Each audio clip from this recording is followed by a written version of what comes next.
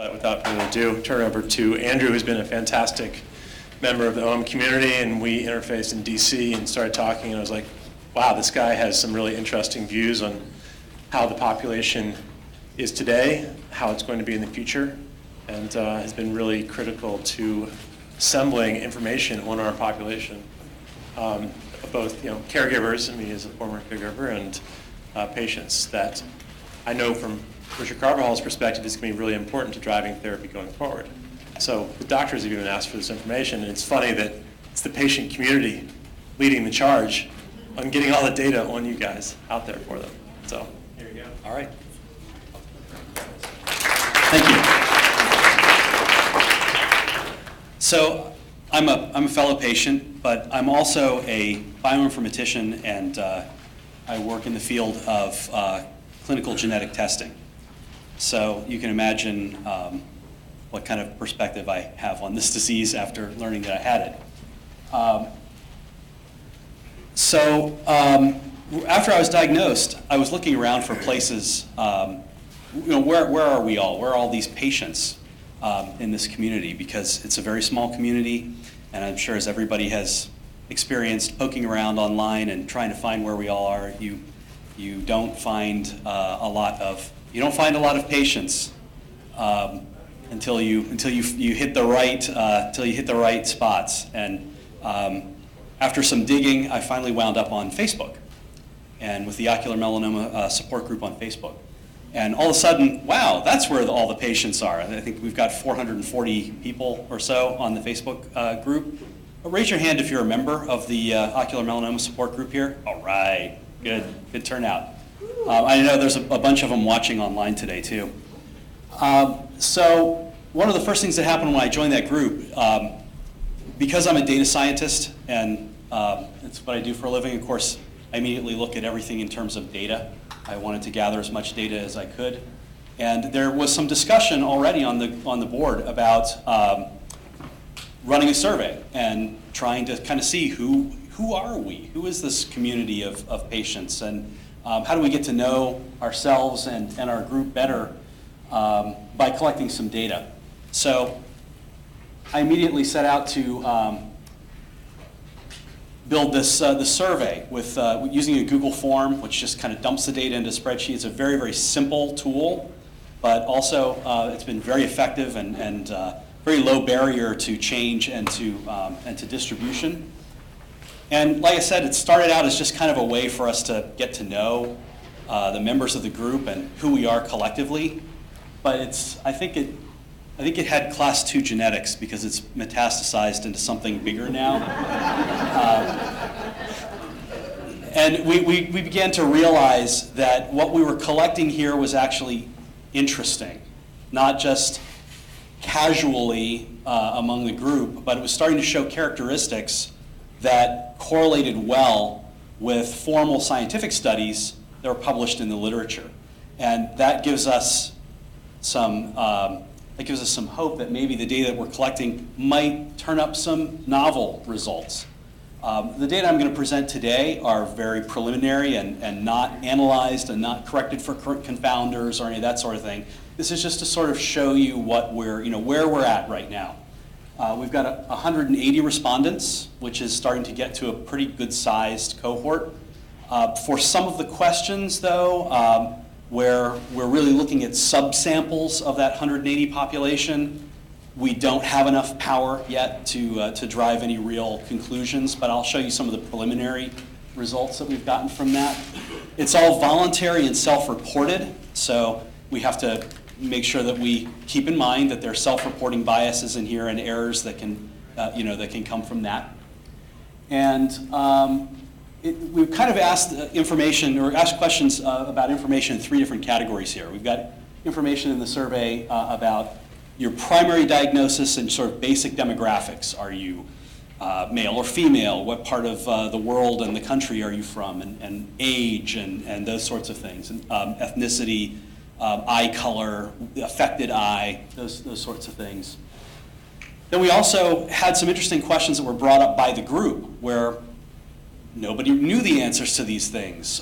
Is cell phone use correlated in any way with ocular melanoma diagnosis, and just sort of questions that the group was interested in. So we put those in. We have sort of a citizen science section of the survey. And then the last section of the survey is about metastatic disease. So for those members of the community who have moved on to metastatic disease, we're trying to collect some information specifically about their experience and their diagnoses.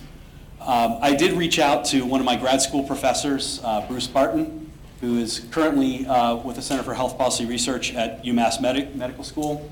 And he's actually guided me in a lot of the issues so far with the survey, but he's also said that he'll step in and provide some more formal data conditioning and interpretation when we hit the 200 level. So we're less than 20 away from that right now. So hopefully, if any of you haven't taken the survey yet and you're interested in it, at the end of this, I'll show you the link and you can go do it. And maybe we can cross over that boundary. And like I said, we've matched up some of the findings with some peer-reviewed sources, and they correlate pretty interestingly with those. So let's move on to the results. So at the time that I pulled these results a couple days ago, we had 178 respondents. We're now just over 180. And there's a couple of things in here right away you can see that are basically Facebook confounders.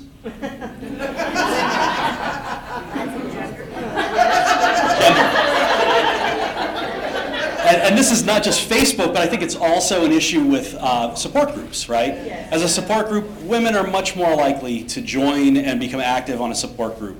So we definitely have a gender bias here that is not reflective of the disease itself, right? The age of diagnosis, you can see we've got kind of a nice normal distribution here, and our average is right around 49. I think the literature says more like 50, but I mean I think that's pretty darn close to what we're all told all the time is that that's sort of the average. Interestingly, our youngest is 12, and our oldest is 73. This is at the time of diagnosis. The eye color distribution. So this is one of those things when you're collecting self-reported data.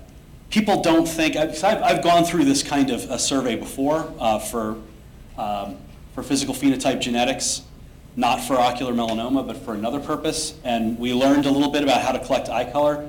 People call their eye color various different things, and they're often subjective. And it's important to ask all of them and then kind of tease it back apart later. So we often refer to green, hazel, gray, and blue as blue family eye colors. So if you look at this, a good 3/4 of the chart here is blue family eye color. And that's, again, correlates with what we're told about the disease, that the lighter your eye color, the bluer your eyes, the more likely you are to contract this disease. Ethnicity. We ask a fairly typical clinical ethnicity question on the survey, and I think we have one person self-identified as Native American, one self-identified as Hispanic and two self-identified as Native American, and then the 9.7% is Ashkenazi Jewish, and then the whole remainder is European. And we have currently 0 descendants of Asian cultures or from Africa or African American descent. Again, this also correlates pretty well with what the literature says about this disease. It's the white man's curse, basically. In terms of geographics, again, this is Facebook we're talking about. So 150 of those 178 are from the U.S. And then we have some Canadians, we have some Europeans, and then we have got a couple of folks down under. Including my long-lost cousin, Rachel. Yeah. Sister. sister, sorry, with a cooler accent than I've got. Then we broke it down by zip code in the United States. And what's that? So we actually have a law on West Coast. Yeah. So, and this is, I think, more for general interest for the Facebook group. I don't know that we can draw too many great scientific conclusions from this, but I think it's interesting to look at anyway. But we're pretty well spread out. I think a lot of the density in here is attributable to population density, not to. You have to be careful about that, right? Don't assume that because there's a big concentration around San Francisco and Los Angeles that it's more prevalent in San Francisco and Los Angeles. There are just more people there, right? So you have to be careful about those kinds of things. Although I find this cluster up here especially interesting. And I have some hypotheses about that. I think there's a higher percentage of fair-skinned folks up here. And it's an interesting cluster. Yeah, or that, right. And so unfortunately, I don't have a version of this for other parts of the world. The data is very small at this point anyway, outside the U.S. And my mapping software only handled U.S. postal codes and U.S. and Canadian postal codes. Okay, so primary diagnosis. We've got tumor type up here. You can see that we're mostly in the choroidal category. We've got some combination folks, and we have a few rare conjunctival folks up here too. Affected eye. There is a slight and possibly statistically significant preference for the left eye, and this has actually also been shown in the literature before. We have some hypotheses about this too. I would love to get some more data from the UK and from other parts of the world where there is driving on the right-hand side of the road, because we suspect that this might be related to sun exposure from driving. Because this survey data is mostly US. It's 150 folks from the US, but that's purely conjecture at this point. But there is a difference here. And then tumor size, and this is really just among our group. We can't draw too many scientific conclusions from this, but just to kind of let you know what our group looks like.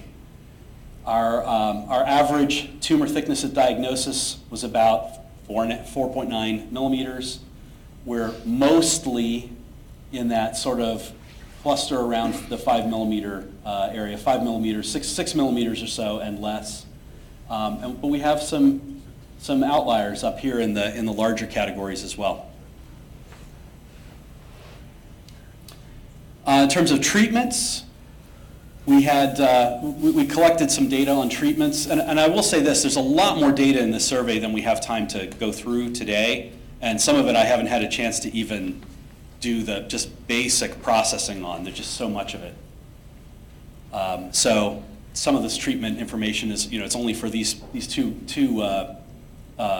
versions of the melanoma right now. So for conjunctival, we had a whole variety of different things for just our 5 respondents who have conjunctival melanoma. Whereas with uveal melanoma, you can see it's mostly plaque brachytherapy. And then we have 29 folks who went right, didn't pass go, didn't collect $200, went right to enucleation. We have some folks who had plaque brachytherapy, but then eventually had to proceed to enucleation. 19 proton beam with 1 going on to enucleation, and then 3 gamma knife, 2 who had thermal therapy only, and 2 who had resection. And this is just a graphic version of this over here. Genetic testing. So this is one of my favorite areas, of course. So this is an interesting graph. About as many people opted for genetic testing as those who were never offered it in the first place. Now, before I get too outraged about this number, the not being offered in the first place, we have to realize that some of our members were diagnosed quite a long time ago, and genetic testing was not offered until relatively recently. So a large group of these people who were not offered genetic testing, it wasn't available at the time that they were diagnosed. So this isn't indicative of a failure to present genetic testing necessarily, although I'm sure there's some component of that as we discussed in some of our breakout sessions. Of the group who were offered genetic testing, you can see that overwhelmingly they chose it. And we have a small section of folks who felt that they did not want to know. So most people who are offered it, in our group anyway, opt for it. And then in terms of outcome of that testing, so this was really, and this is actually an area where I need to change the survey because it doesn't reflect UPenn testing at this point. This is really mainly about Castle. So of those folks who were Castle tested, the breakdown of the classification is shown here. So about a quarter came out Class 1A. And about 43% were Class 2, and then the remainder in the middle at Class 1B. So metastatic disease. So this is where the data starts to get thinner and why we need to get more of it, particularly from folks who've already moved into metastatic disease. We only have currently 26 respondents with metastatic disease, which doesn't give us a lot of power to the survey. But just to kind of look preliminarily at the information we've got from those folks who did respond. The average time to Mets is about 3.7 years, and I think, and some of the folks, the professionals in the back, maybe you can back me up on this, but I believe that's dead on with what the literature says. I think the average time in the whole community is about 3.5 or 3.7 years or 3.75 years or somewhere around there. So that's a pretty solid hit on the existing data. And most of those Mets are appearing in that 5-year time frame, which is what we always hear, right? We always hear that metastatic disease, if it's going to show up, it's most likely to show up within those first 5 years. And then we have a few stragglers out here where it showed up later, including one at almost 22 years out, verified as uveal melanoma.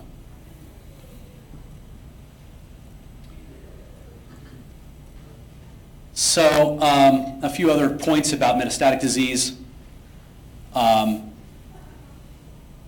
We had, of our respondents, 22 went to the liver first. So when you're told, you got to get those liver scans, that's why. Oops. We had one go to bone, one go to lymph node, and then we had one that presented right away with Mets in liver, bone, and lymph. And that's probably because it was just caught, it was diagnosed after it had been relatively far along. And one of the one conjunctival melanoma respondent, we went to the lymph nodes first. And so again, these are sort of what you would expect from the general data on the disease. So let's see. With metastatic disease and genetic testing, so how does that correlate, right? Again, our data is still too sparse to tell a whole lot. We have an N of 8 here, but of those people with metastatic disease who reported test results, you can see the vast majority of them were class 2 or had reported monosomy 3, which again is what we would expect. And if you compare that to sort of our general testing population, you can see the skewing toward class 2. So class 2 is a predictor of metastatic disease. That we back that up with our own data. And interestingly, the small number of folks who were not class 2 were class 1A. We have no class 1B respondents with METs in our survey data. And I think that's just due to the small amount of data that we have. You know, I'll be interesting to see how this changes as we power up the survey. And then some of the citizen science questions here. So there was one question was, does smoking have, you know, any impact on this diagnosis? And I don't know, we haven't really analyzed these results yet, but I figured I would show you what the survey says. Almost half of us are not smokers, or have never smoked, and never been smokers, and have never been in a situation where they're chronically exposed to secondhand smoke. And then the other half kind of breaks up in these categories. Lived with a secondhand smoker, or had significant exposure, like maybe in a workplace, or yes, they were smokers. This one is intriguing to me. So earlier on, we showed that the affected eye, there's a preference, a slight preference for the left. We asked, did you get ocular melanoma on the same side of your head where you typically hold your cell phone? And the answer was, to a degree of statistical significance, almost 60-40, no. Aren't right-handed people likely to hold it up with their right hand? And you have skewing of the Statistically, left the eye. left, that's going to make You would think, right? Unless you're making notes. Of course, but the difference is bigger between those two, right? I don't know what the answer to this is, and there could be some other complete confounder here that we don't know about, or we haven't thought of yet, where, you know, there's a false correlation. You know, it's correlated with something else that also happens to be like cell phone use, right? I don't know, but it's interesting that there's an effect here, and we need to explore that further and figure out why, because it did rise to significance, and we just have to chase it down and see what it is. But I thought that was an interesting one. I mean, and to the, you know, to the point about, you know, which side of your head and whether you're right-eyed and right-handed and all that kind of thing. The same thing with left-handers. I mean, you know, you hold the phone on the left side of your head if you're a left-hander. So I don't know if it washes out or what, but we need to look at this further and see what's causing that. Just a few other data points. Again, not really analyzed. They're just data points. 36% of our respondents self-identified as frequent tanners, either outdoor tanning on a regular basis or indoor tanning. And this was interesting too. 7 of the survey respondents report blood-related family members who also had ocular melanoma. And of course, that's way out of whack with the general population, but what we expect from, for instance, the prevalence of the BAP1, the rare germline BAP1 mutations. So it's possibly due to those inherited germline mutations that increase susceptibility. So what do we have left to do on the survey? So we got to get up over 200, so I can get Bruce to kick in and help me kind of fix some of these confounder issues and do some serious analysis on it, and also so we can get powered up for some of the questions like in the areas of metastatic disease. And I also we've got to go out and identify some literature sources that we can use to help de-skew the data. And There's been some talk about integrating the survey with the OMF site, for instance, and kind of trying to scale this up and get thousands of people involved over a longer period of time rather than just 200. And also provide a dynamic dashboard for this so we can watch the results of the survey over time. So instead of me having to put these together in a PowerPoint presentation, you can just go to a website and see the results. And so I wanted to thank everyone on the Facebook group for participating and supporting the survey and helping to define it. In particular, I also want to thank Bruce for stepping up to help with the data analysis and for providing me with some good advice. And Eva from the Facebook group for helping with the survey and identifying some of our confounder data sets that we've started to accumulate. And also special thanks to Elizabeth Thomas, who kind of originally was pushing the idea of doing a survey. And I came in to help her do that, and it kind of took off, and we got to where we are today. And that's it. So if you want to take the survey, you can email me, hit my blog, or if you can read this horrible bit.ly URL, you can visit it, or I can write it down for you. And that's it. So any questions? Yes? Just more of a comment question. Have you thought about, I mean, there's key places around the country that deal with this on a regular basis, not that many of them. Is there a way to work with those providers to perhaps offer the questionnaire and have people submit them anonymously back and sort of let them sort of be the filter for getting more people to do the survey? Yeah, this is the beginning of a conversation that I had with Peter Hovland at OMF about doing that sort of thing. So we're going to try to formalize it a bit more, and that is one of the areas where I think we'll want to find other avenues for bringing people in that are more. But we have to make it more of a sort of an official scientific study in order to do that. There are consent issues and things like that we have to work through. If we're going to essentially offer it through providers. I know that we struggled with a little bit whether or not to get the genetic testing done.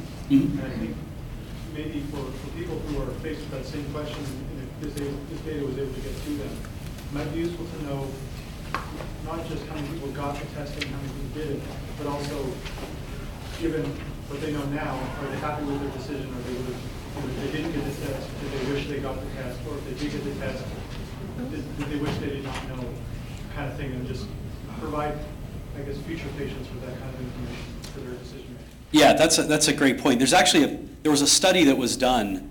Is that out of Scripps? I think there was a study that was done about quality of life after genetic testing and how people thought about about that decision. So we can use that as a comparison data set. But yeah, that's a question we could easily add into the survey around genetic testing. Did you get it, and are you glad? We don't ask today whether people are glad that they got it, and that would be a good question to add. Yep. I just wondered for now, until you get the PEM results worked out, for those of us who responded and got the PEM testing, did you just sort of plunk us in like class 2 if we had monosomy 3, or did you let go, just? I didn't. I didn't. So that was in the results I'm showing here. Those are only Castle results. Okay. There is actually a question in the survey that asks for sort of broken out detail from UPenn testing now. I put my stuff in there. But I haven't teased all that apart yet, because it's essentially entered prosaically right now. It's not it's not broken out. It's not prosaic though. Yeah. Yep. About 10 slides back, I guess, you had a chart of how long after diagnosis people discovered MS. Is that 3 dots at 0 point? Yes, those are people who presented with METs at the time of their initial diagnosis, or very close thereto. So it's like 3 of 26 probably had it at the time they were diagnosed. From this data set, yeah. Yep. But also that you don't classify what genetic testing results they have based on that. Compared to time to Mets? Right, 1A, 1B, or 2. Like, that's not in that information. No, that's not in this information. Although that's an interesting correlation, right? Like is there any correlation between the time to Mets and genetic testing? Because of these 26, we only have 8 of those 26 who actually responded with genetic testing results. It's not a, yeah. We got to get more data before we can start drawing conclusions. But that's an excellent question to ask. Well, the people who are farther out are people who would not have their testing offered, so. And there's that too, right? Yeah. There's also the cost. Yeah. Some people might not have been able to put up the money for it. That's Yep. not covered by. Yep. Dottie. For those of us, and there are many, who are not on Facebook, and who find your little yellow scripts there to be totally unreal.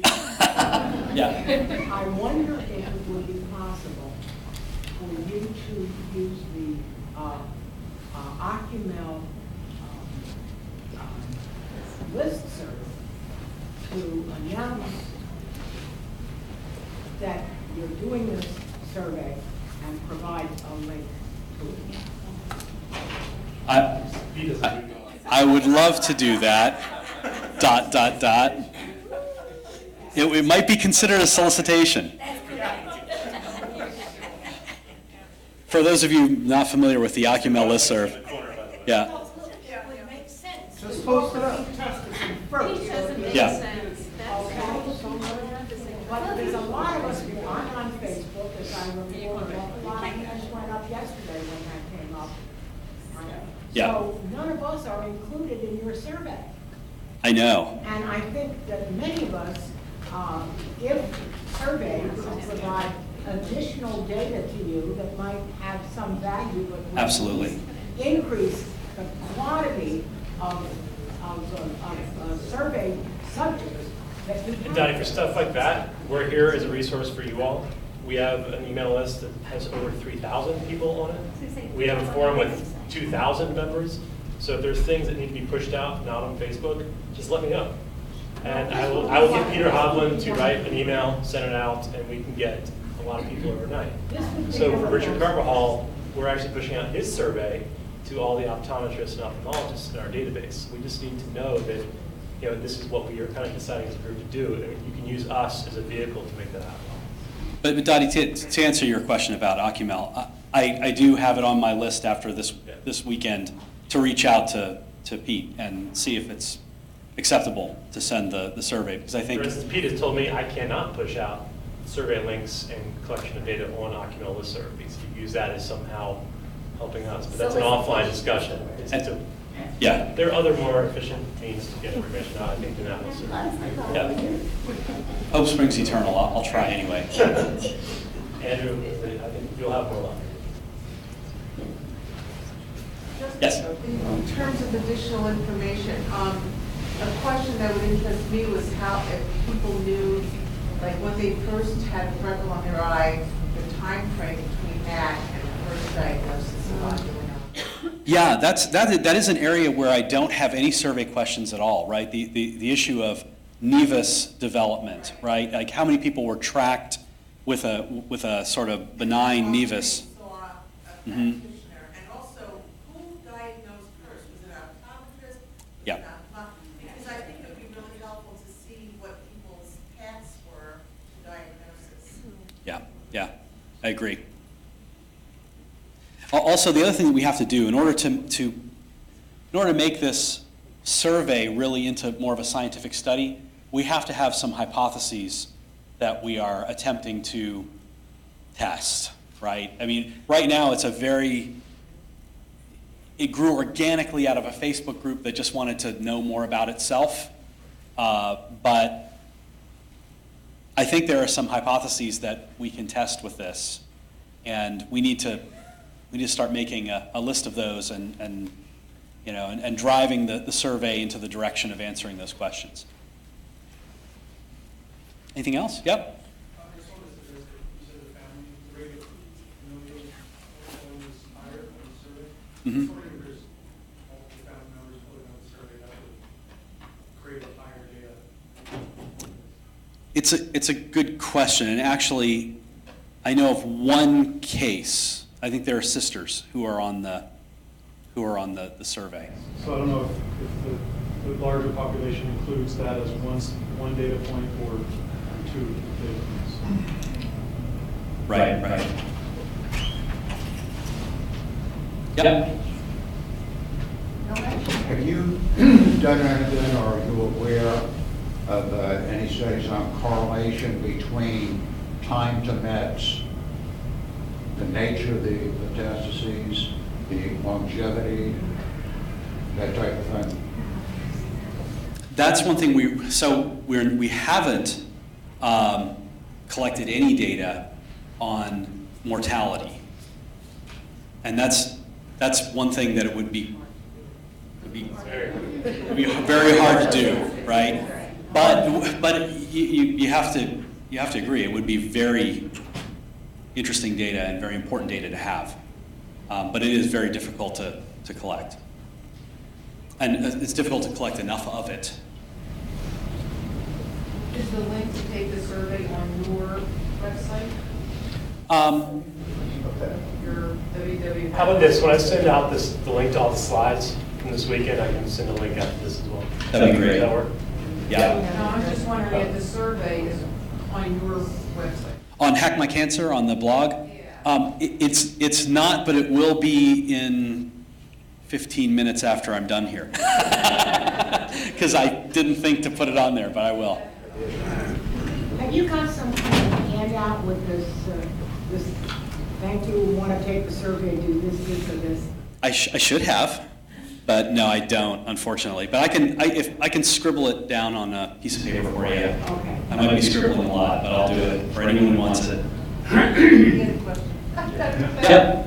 So this is very important.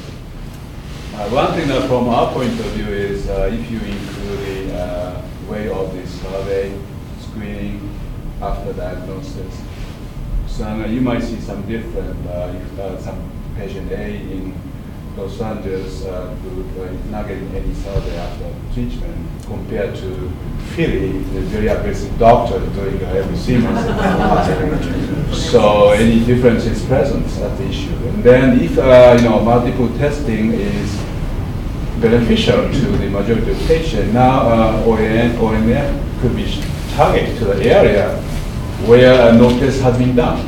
Yeah. And you can hold a meeting over there and then bring a couple of experts with the local doctors, ophthalmologists, and then have a session to make understanding each other.